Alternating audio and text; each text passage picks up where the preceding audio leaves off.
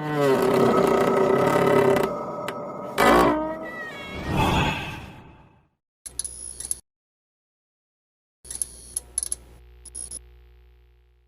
علیکم، welcome to بابا دیل horror شو۔ امید کرتا ہوں آپ سب خیریت سے ہوں۔ آج کی ہماری video horror story episode number 2۔ جلدی سے لائٹس کو کر دیں آف۔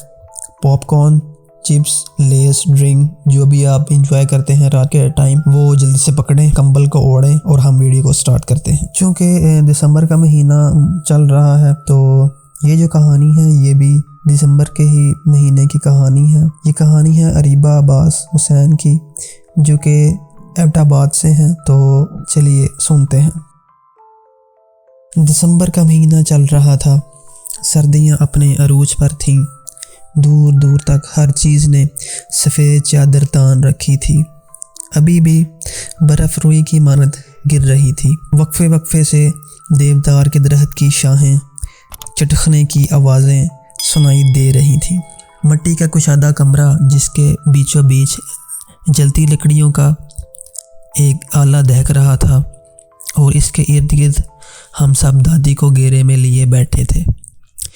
دادی اماں نظریں دہکتی لکڑی پر جمائے ماضی کے صفوں کو پلٹا رہی تھیں۔ کچھ دیر بعد گلا کھنکارتے ہوئے گویا ہوائیں۔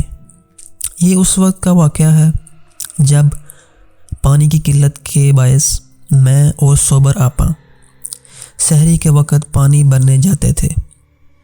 صوبر آپا مجھ سے عمر میں کافی بڑی تھی۔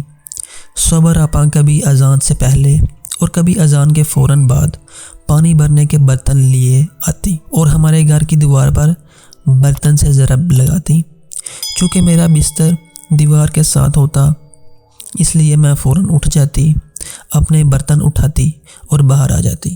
ہر طرف گہرا اندھیرا چھایا ہوتا تھا اور گیدڑ کی دل خراش آوازیں دل کو جھنجھوڑ دیتی تھی۔ دل میں ڈیر و خوف لیے ہم سنبھل سنبھل کر قدم بڑھاتے جاتے تھے۔ گھر تو چونکہ اس زمانے میں اکا دکا ہی ہوتے تھے اور ہمیں پانی لانے کے لیے طویل مسافت طے کرنا پڑتی تھی۔ جھاڑیوں میں تھوڑی سی ہلچل ہوتی تو ہمارا دل اچھل کر حلق میں آن پڑتا۔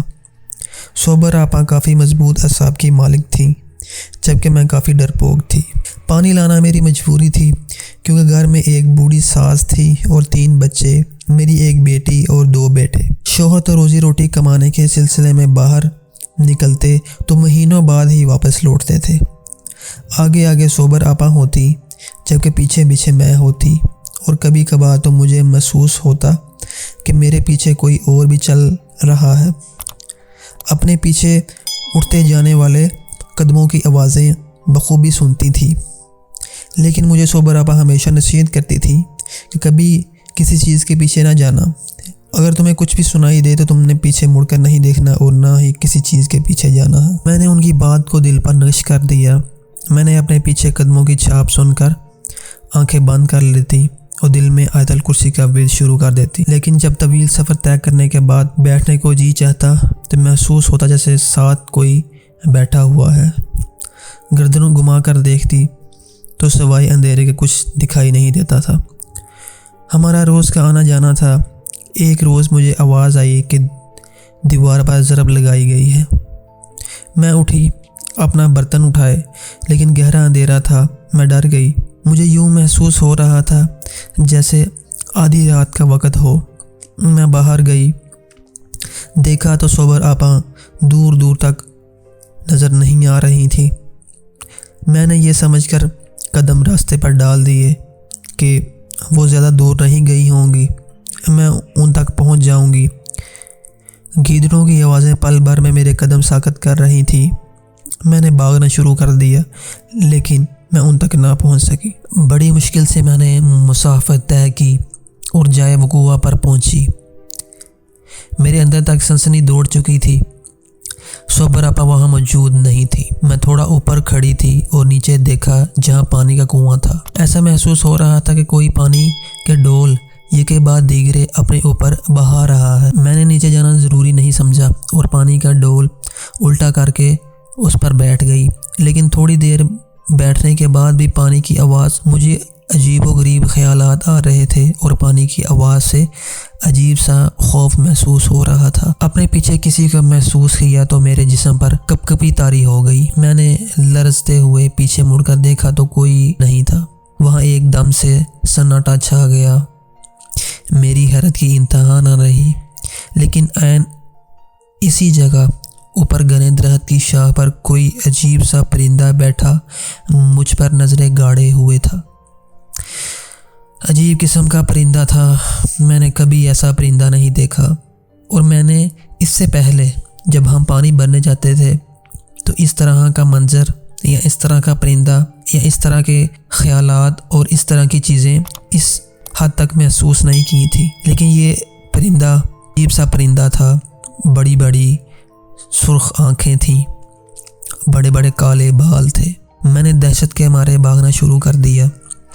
آیت الکرسی کا ورد میری زبان پر جاری اور آنکھیں آنسوں سے لبریز تھیں۔ میں نے 1 منٹ کے لیے بھی رستے میں رکنا مناسب نہیں سمجھا اور اپنے گھر کے پاس پہنچ کر دروازے کی طرف ہاتھ بڑھایا۔ میں اپنے دروازے کی طرف ہاتھ بڑھانا ہی چاہ رہی تھی کہ میں نے اسی وقت صوبر آپا کو اپنے دروازے سے باہر برتن پکڑے دیکھا، اور میں دروازے کا پٹ کھولنا چاہ رہی تھی کہ میرا توازن برقرار نہ رہا اور میں نیچے گری اور بے ہوش ہو گئی۔ آنکھ کھولی تو دیکھا ارد گرد سب جمع تھے۔ صوبر آپا کے گھر کے سب افراد بھی بیٹھے تھے۔ میں نے پانی کے لیے آواز دی تو سب لپک آئے۔ تھوڑی طبیعت بحال ہونے کے بعد معلوم ہوا کہ آج 4تھا روز تھا اور میں مسلسل بے ہوشی کی حالت میں تھی۔ میں نے اس روز کا واقعہ سب کے گوش گزار کیا تو صوبر آپا ماتھا پکڑ کر بیٹھ گئی اور رونے لگی اور بولی، جیسا تم کہہ رہی ہو یہ درست ہے، تو ہم اس کو معجزہ ہی سمجھیں کہ تم زندہ سلامت لوٹ آئی ہو۔ میں نے رب کا شکر ادا کیا۔ آج بھی بدن پر سنسنی طاری ہو جاتی ہے جب کبھی اس پانی کی آواز اور اس کے عجیب و غریب پرندے کے کالے بال اور سرخ آنکھیں دیکھتی ہوں تو دل لرزا جاتا ہے۔ جی تو یہ تھی آج کی ہماری دوسری ہارر سٹوری۔ تو امید کرتا ہوں آپ کو سٹوری پسند آئی ہوگی۔ اگر آپ کو سٹوری پسند آئی ہے تو آپ لائک کریں، شیئر کریں، کمنٹ کر کے ہمیں بتائیں، اور اگر آپ اپنی سٹوری شیئر کرنا چاہتے ہیں تو آپ ہمیں ای میل کر سکتے ہیں یا اپنا وائس نوٹ بھی ہمیں ای میل کر سکتے ہیں۔ تو ہم ملتے ہیں اپنی نیکسٹ ویڈیو میں۔ تب تک کے لیے اپنا خیال رکھیں۔ اللہ حافظ۔